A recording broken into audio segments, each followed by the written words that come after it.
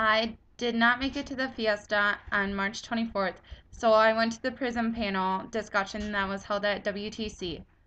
It was held at the London Center, and it was a gay and a lesbian and a couple of faculty members discussing the gay community here in La Crosse. I thought they did a very good job, and they definitely showed their perspective of what it's like to be gay. Both of them definitely had hard times, but respect who they are and are not ashamed of the person they have become. It was also nice to see some of the faculty members up there supporting them. I was going to, t- I'm just going to talk a little bit about each of the speakers. The first speaker was a guy from where I grew up in Caledonia, Minnesota, named Adam. He described his high school experience as overwhelming since he was always trying to kiss and date girls, but he knew that he was attracted to men. He always had a lot of girlfriends and hung out with them the most. The first person he told when he came out was his mom, and he said that she was quite surprised at first, but still very loving toward him. He found high school to be a joke. The people didn't show him much respect after he was known as gay, and he chooses not to go back there to visit very often, and he said he doesn't talk to his classmates very much. People would call him Amanda and would make fun of him for being gay. After he graduated, he said he started using drugs excessively and he became addicted to methamphetamine.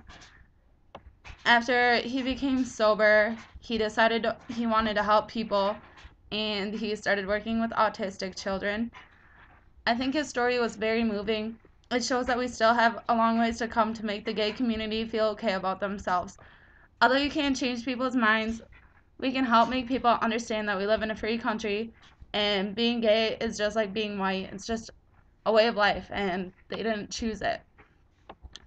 Um, Ashley was the next speaker and she was a lesbian. She claimed that if she had a choice, she wouldn't have chosen to be gay, but she is and she is proud of it. And she also had a rough time in high school. She got called a dyke and had multiple pranks pulled on her. Her parents were very supportive of her though, and they would move and find new schools for her to attend. Um, she said that she would like to see a place in TC where people can go if they feel like they are not welcome or are having problems with their sexuality. She thinks that it's important to talk to people if you're gay because you will realize that there are people out there that support you and don't think badly of you. She read a lot of statistics that she found on homosexuality.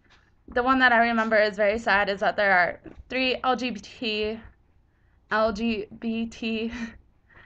youth suicides every day. And I just think it's horrible to think that people are so scared of being who they are that they actually kill themselves because they don't know of a better way to handle it. I feel if our society was more cordial to gays and lesbians, there wouldn't be these suicides. I hope in the future that the LGBT community feels like a part of the rest of our community and will not feel afraid to approach people because they're scared of what others might think of them. It's up to all of us to make this effort and to support the LGBT community in any way that we can.